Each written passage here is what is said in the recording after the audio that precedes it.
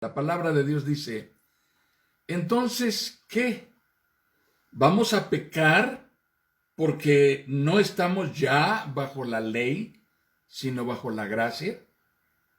De ninguna manera. ¿Acaso no saben ustedes que cuando se entregan a alguien para obedecerlo, son esclavos de aquel a quien obedecen? Claro que lo son, ya sea del pecado que lleva a la muerte o de la obediencia que lleva a la justicia. Pero gracias a Dios que, aunque antes eran esclavos del pecado, ya se han sometido de corazón a la enseñanza que les fue transmitida. En efecto, habiendo sido liberados del pecado, ahora son ustedes esclavos de la justicia. Hablo en términos humanos, por las limitaciones de su naturaleza humana. Antes ofrecían ustedes los miembros de su cuerpo para servir a la impureza, que lleva más y más a la maldad. Ofrézcanlos ahora para servir a la justicia, que lleva a la santidad.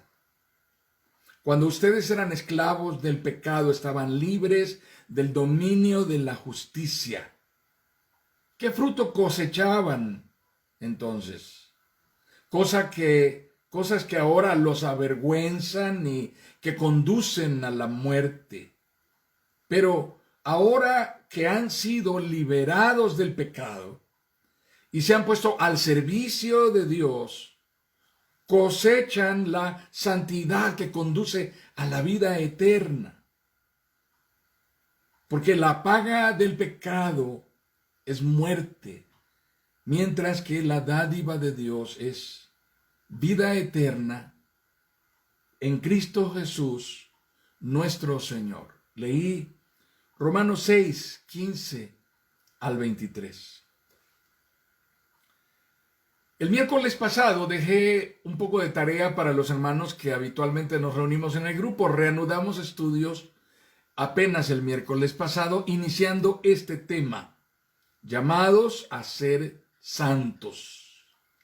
Y en este, que era el tema de nuestro estudio con el cual estábamos introduciendo, les pedí que leyeran el pasaje de Éxodo capítulo 3, versículos 1 al 6 también. Entonces, hay un propósito para hacer esta lectura y lo vamos a compartir en un momento más, pero voy a dar lectura también a esta porción. Éxodo 3 del 1 al 6.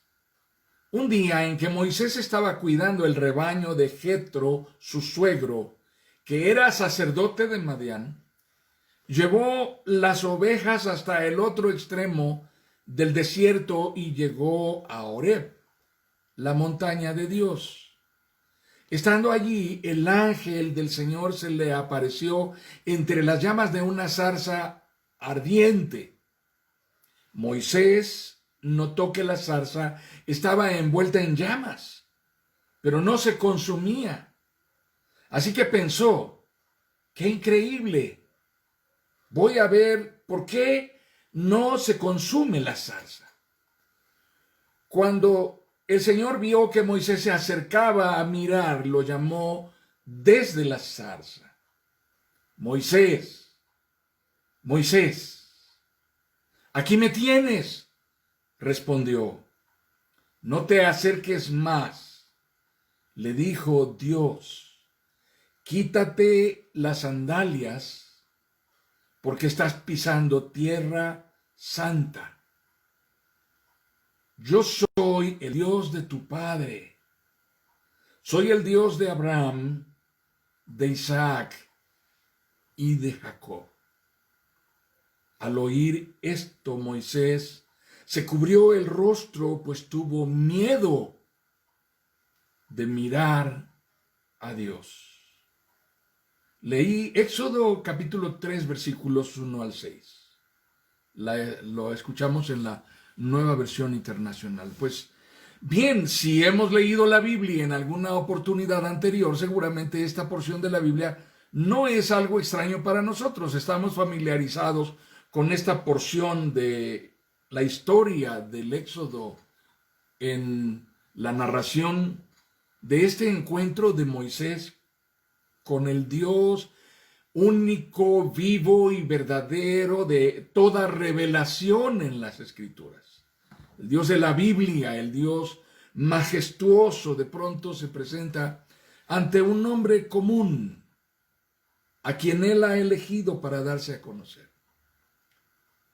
De lo que estamos siendo testigos entonces en este encuentro entre Dios y Moisés es del llamamiento de Moisés. Dios ha determinado usar a Moisés para una asignatura. Dios tiene una tarea para Moisés. Y en esta asignatura que tiene para Moisés, Moisés aún no está enterado de a qué ha sido llevado al desierto.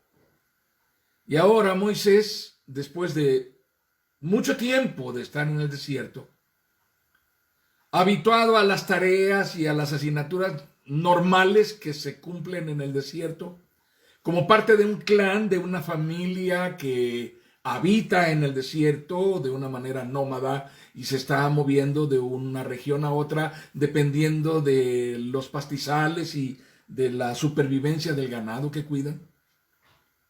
Moisés está integrado a la economía de la vida familiar con su suegro, con su esposa, y en esta circunstancia aún no sabe que tiene una asignatura dada por Dios. Y este es el encuentro en el cual Moisés no conoce a Dios, porque él ha oído de Dios desde su niñez, pero él reconoce a Dios. Él se encuentra con esta realidad inimaginada para él en medio del desierto.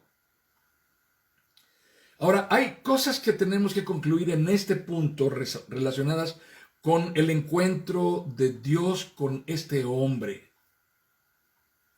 Y quiero destacar cuando menos 3 aspectos que son fundamentales en el trato de Dios con Moisés y en el trato de Dios con esta nación que vive en la esclavitud en Egipto y a la cual Dios va a liberar. Pero esas son 3 características fundamentales de este momento histórico en la revelación de Dios.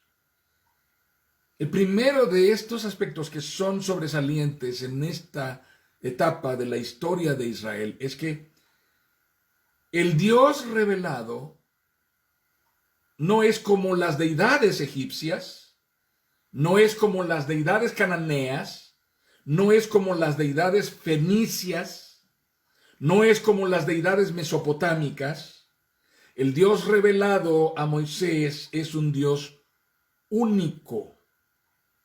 Es decir, no es una deidad que comparte la calidad y la naturaleza de deidad con otras deidades a la par, como era en el universo de la mitología de estas culturas. No, este es un Dios único. Es además un Dios que se revela como un Dios soberano, es decir, un Dios que ejerce señorío y soberanía, identificándose como un Dios que ha estado antes, durante y ahora en el presente. Pero también es un Dios que se manifiesta como un Dios de generaciones.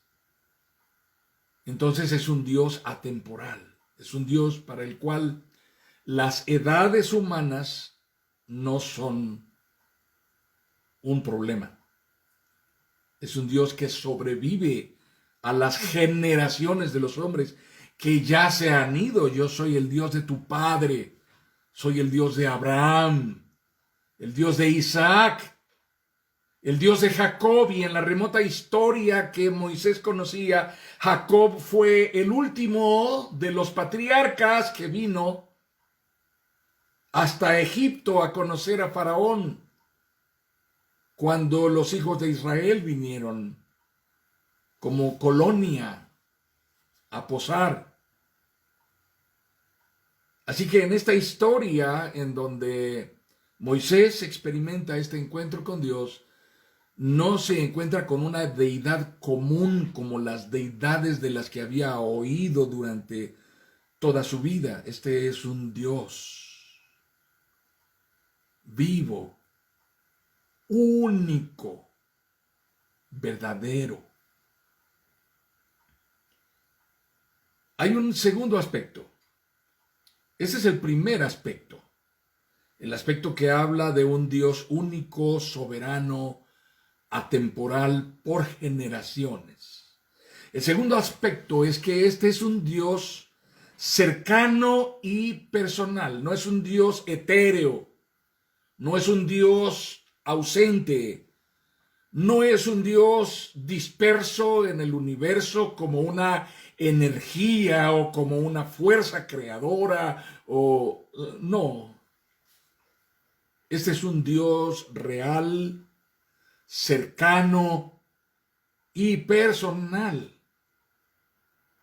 Se ha dejado mostrar, se ha manifestado personalmente a Moisés. Ahora le ha dicho desde la zarza: no te acerques más. Quita el calzado de tu pie, el lugar que estás pisando es santo. No solo eso, le está hablando a Moisés, está hablando el mismo idioma de Moisés. Es un Dios personal que se identifica cultural, histórica y circunstancialmente con el hombre que tiene enfrente de sí. Moisés no tiene que descifrar el lenguaje de Dios, lo está oyendo hablar en su propia lengua. Es un Dios que se refiere a él con su nombre, le está hablando por su nombre: Moisés, Moisés. Así que ese es un Dios cercano, es un Dios próximo a la persona, es un Dios próximo al hombre, no es un Dios distante. Ese es un aspecto muy importante que está presente allí en este encuentro, y es el segundo aspecto que quiero hacer notar en nuestra reflexión. Pero hay un aspecto más, y es el más notorio del pasaje. Moisés viene y está sorprendido por lo que está viendo, porque evidentemente lo que está viendo es algo fuera de lo común. Cualquier zarza seca, encendida, que es común en el desierto,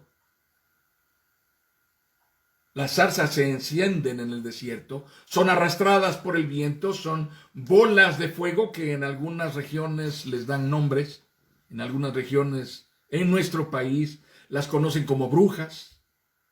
De repente se incendian y comienzan a rodar con el aire y se hace una maraña, una bola que va rodando arrastrada por el viento. No, esta es una zarza que está asentada en la montaña, Moisés la está viendo, y la zarza está en flamas, en fuego encendido, fuego vivo, y no se consume. Y entonces Moisés está interesado en conocer de qué se trata esto y decide acercarse, y ese es el momento en el cual Dios le habla. Y lo que Dios le dice a Moisés respecto a no acercarse es una advertencia.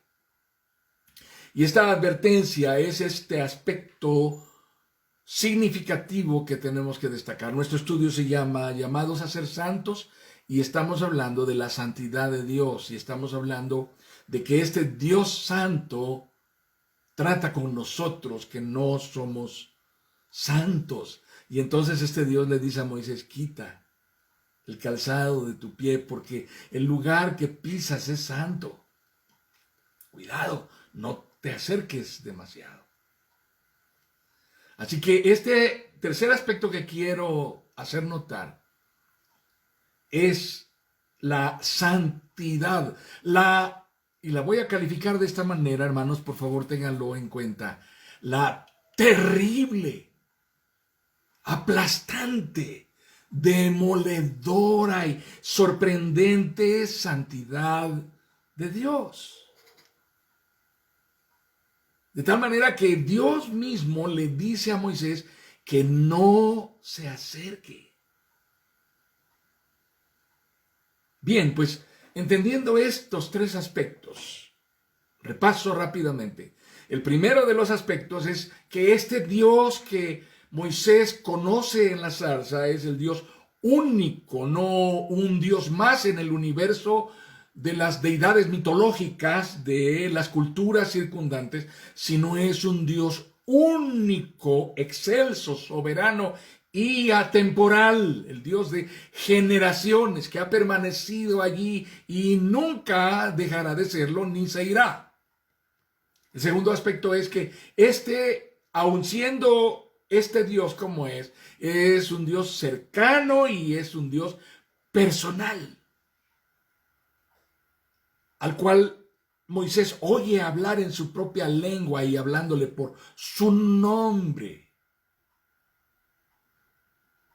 Y en tercer lugar, este es un Dios terrible y devastadoramente santo. Qué impresionante cosmovisión de Dios. No es una cosmovisión religiosa. En ninguna manera, no hay un rito allí. Moisés está en medio del desierto, en la montaña, no hay nadie más alrededor de él. Delante de él solamente está una zarza ardiendo y desde ella Dios le está hablando y él está conmocionado interiormente al ver y oír delante de sí lo que está sucediendo. Así que a partir de este momento, Moisés queda marcado de por vida respecto de lo que Dios le ha dejado conocer de sí mismo, de lo que Dios le ha dejado ver de sí mismo. A eso le llamamos revelación, hermanos. Eso es revelación. Y esto es lo que constituye a Moisés a lo largo de la historia de la nación hebrea, de la nación de Dios. Esto es lo que constituye a Moisés en este hombre que se convierte en un baluarte, una columna inamovible del monoteísmo hebreo. Si hay algo que la fe de Israel nos ha heredado a los creyentes en Jesucristo, es esta concepción ígnea de una sola pieza, como una piedra que no está fragmentada. Esta monumental concepción de un solo Dios. No hay tantos dioses, solo uno. Y este es el verdadero Dios, Dios verdadero.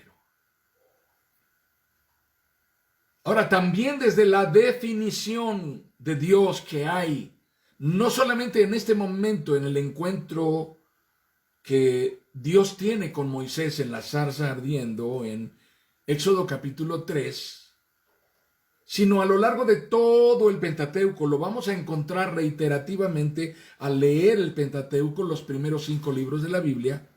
Es impresionante advertir que este sentido de lo terrible de la santidad y de la gloria de Dios estarán presentes, revelándose, mostrando a Dios como el dueño de este pueblo, el dueño de estas vidas, el soberano sobre los poderes y las potestades de las civilizaciones humanas, un Dios excelso y celoso, demandante de pertenencia absoluta, incuestionable. Un Dios que reclama obediencia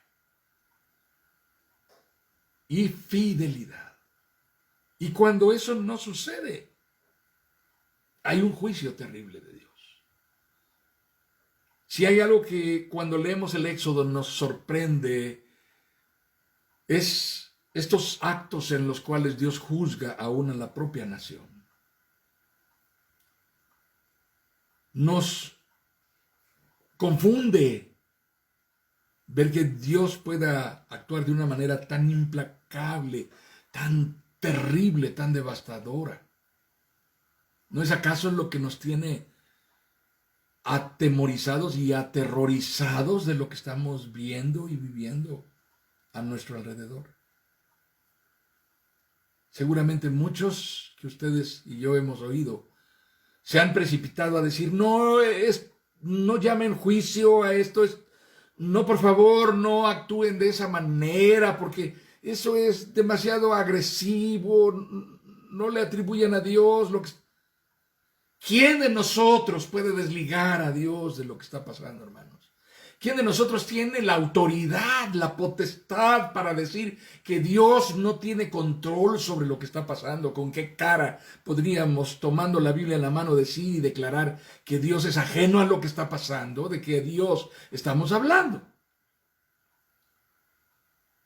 Es que cuando leemos el libro de Éxodo y con él el Pentateuco completo, la historia de la peregrinación de esta nación y la radicalidad con la que Dios habla acerca de sus mandamientos y preceptos y las consecuencias de violentarlos, tenemos que darnos cuenta que el Dios revelado aquí es un Dios terriblemente y devastadoramente santo, que no tolera el pecado. Así que Dios se revela de una manera radical, hermanos, implacable, para ejercer juicio sobre quienes quebranten su pacto, sobre quienes se promiscuyan en la perversidad y el paganismo idolátrico de las naciones de alrededor. ¿No es acaso esta la advertencia persistente que Dios le da a su pueblo? ¿No es acaso esa la orden? Echen de delante de ustedes a las naciones, no pacten con ellas, no hagan alianzas con ellas, no emparenten con ellas, no socialicen con ellas. Hoy día, hermanos, cuando nos preguntamos quién influye más en quién, la iglesia en el mundo o el mundo en la iglesia, ¿podríamos tener un resultado favorable, un saldo favorable de alguna manera? ¿O no? No hay forma de tener un saldo favorable. La verdad es que tendríamos que reconocer que la influencia del mundo cada vez es mayor sobre los estilos de comportamiento y la vida de las iglesias. No sé, no vemos a la gente cantando demasiados himnos en la calle, demasiado texto bíblico popularizado, pero sí vemos a las iglesias brincando al ritmo del reggaetón, con cantos muy parecidos a los que se cantan en las discotecas y en los antros. Y cada vez pareciera que hay un énfasis por imitar y por reproducir cosas que en el mundo son populares, porque eso pareciera comunicarnos cierta certidumbre de aceptación, como que el mundo se abre a nosotros cuando nosotros nos asemejamos a ellos, y es posible que eso sí se esté dando, que sea una realidad, que eso suceda, pero en ello realmente lo que está pasando es que nosotros nos estamos mimetizando con el mundo y poniendo en riesgo nuestra integridad. No estamos tan conscientes de eso. Si medimos la manera en que las generaciones anteriores de cristianos pensaban a la manera en que piensan las nuevas generaciones de cristianos, tendremos que reconocer que las generaciones anteriores de cristianos eran mucho más fundamentalistas y conservadores que nosotros. Y nosotros cada vez nos hemos mostrado más y más laxos, más y más tolerantes, más y más condescendientes. Cada vez asimilamos más cosas que en otros tiempos bajo ninguna circunstancia se habrían asimilado. Así que cuando consideramos esto, debemos reconocer si tendría sentido la radicalidad con la que Dios se reveló como un Dios de una santidad terrible y devastadora.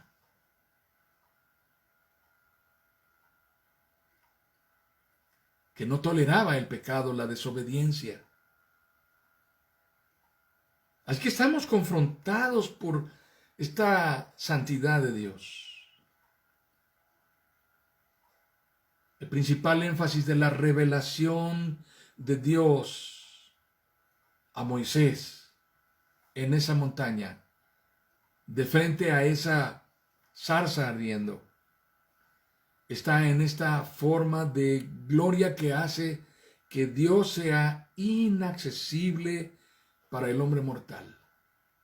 Lo que esto nos está diciendo con esa voz de Dios hablándole a Moisés: Moisés, Moisés, detente, quita las sandalias de tus pies, porque el lugar que pisas es santo. Lo que Dios le está dando a conocer a este hombre es: tú no puedes entrar a donde yo estoy. Y esa es una realidad bíblica. Nosotros no podemos entrar en nuestras condiciones de corrupción, de naturaleza caída. No podemos acceder a la presencia de Dios. Esta forma de gloria que hace que Dios sea inaccesible para el hombre mortal es bíblica, es real. La gloria de Dios está asociada con su atributo más notorio en toda la Biblia. El atributo más notorio en toda la Biblia de Dios es su santidad, su majestuosa y gloriosa santidad. Eso es lo que más se destaca. Así que una conclusión a la que llegaremos hoy, respecto a el tema que nos atrae a nuestro estudio, es: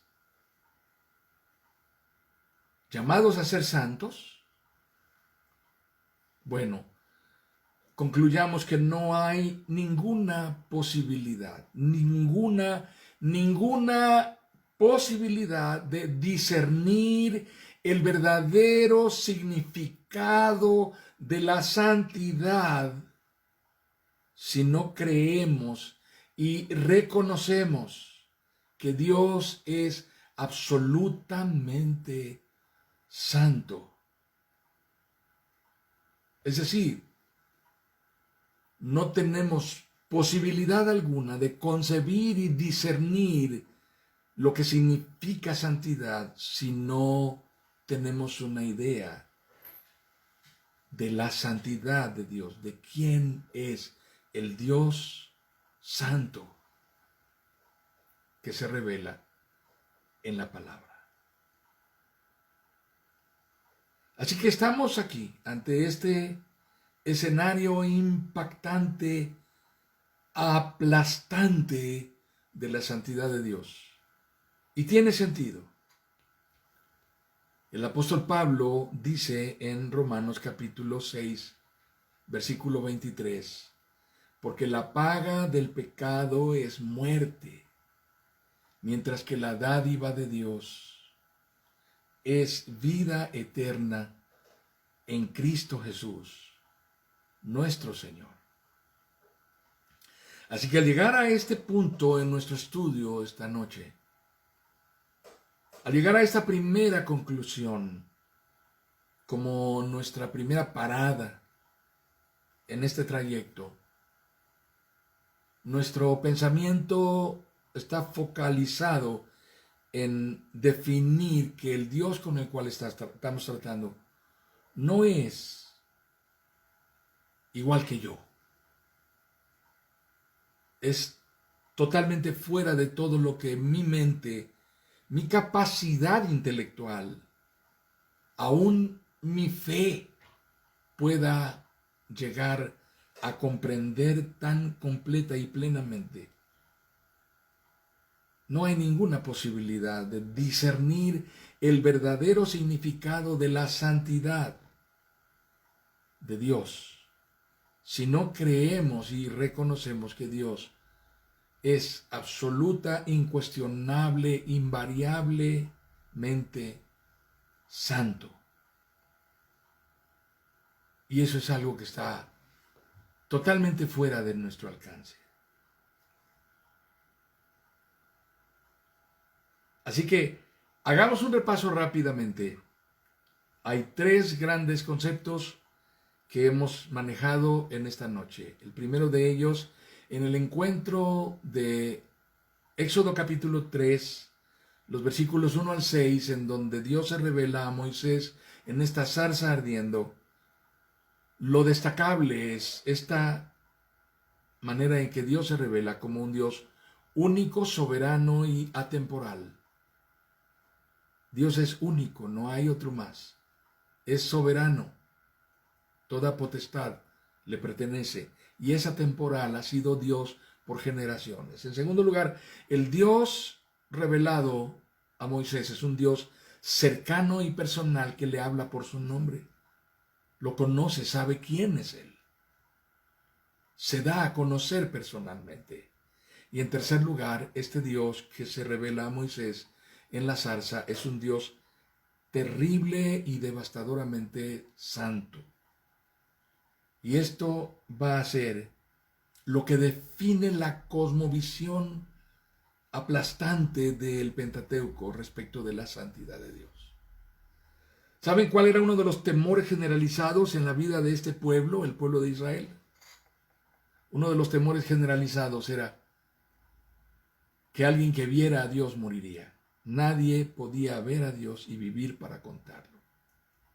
Y la razón de eso era porque este Dios revelado era no solamente glorioso, sino era gloriosamente santo. Así que un ser humano común, en su condición natural, moriría solamente de estar delante de Dios, en la presencia de Dios. Esta es una realidad que debe aún hoy, hermanos, a la distancia de todos estos siglos que han transcurrido, cuando leemos estas porciones de la palabra, debemos sentirnos sobrecogidos de lo que está revelándosenos ahí. Ahora quiero llevarles y pedirles que recuerden el episodio en el cual el Evangelio nos narra este momento sublime en donde Pedro, Jacobo y Juan han acompañado a Jesús a la montaña y han acampado allí. Y después de estar allí en privado un tiempo con el Señor Jesucristo, estos tres hombres son testigos de el instante final en el cual pareciera que todo se estaba terminando y ellos ya estaban quizá preparándose para irse de allí, cuando acontece algo inusitado, algo jamás visto, algo inimaginado. Jesús es cubierto de una gloria nunca jamás vista. Y en medio de esa gloria luminosa alrededor de él, hay dos varones, uno a su derecha y otro a su izquierda. Y uno de ellos es Elías, el profeta, y otro de ellos es Moisés. Y en ese instante en que Jesús está escoltado por estos dos gigantes del monoteísmo y de la fidelidad al Dios vivo, estos dos gigantes que proclamaron que no era posible, no estaba permitido y no sería jamás, bajo ninguna circunstancia, bien visto por un Dios celoso, que esta nación se erigiera a otros dioses o imágenes, aún imágenes del mismo Dios revelado. Estos dos monstruos sagrados del monoteísmo, uno a la derecha y el otro a la izquierda de Jesús, aquellos tres hombres impactados escuchan esa voz que dice: este es mi hijo amado. A él escuchen. Él es quien llena mi corazón de gozo. En Él está mi satisfacción, dice Dios. Así que, entendiendo la dimensión de esta revelación majestuosa de la que son testigos estos tres hombres que acompañaron a Jesús, aún sin poderse recuperar del impacto de lo que vieron y vivieron, no aciertan más que a decir: Señor, ya no bajemos, ya no hay nada a que bajar, vamos a quedarnos aquí, aquí está mejor, queremos permanecer aquí, queremos que esto vuelva a pasar.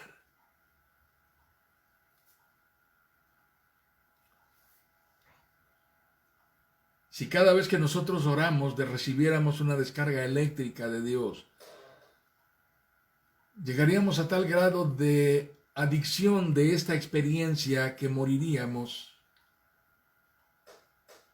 de cada ocasión que vamos y recibimos una descarga. No lo toleraríamos. Así que no tenemos que ir a Dios buscando que esta experiencia se repita una y otra vez. ¿Saben cuántas veces regresó Moisés a esa zarza ardiendo? ¿Saben cuántas veces volvió Moisés a la zarza a ver si Dios le volvía a hablar desde allí?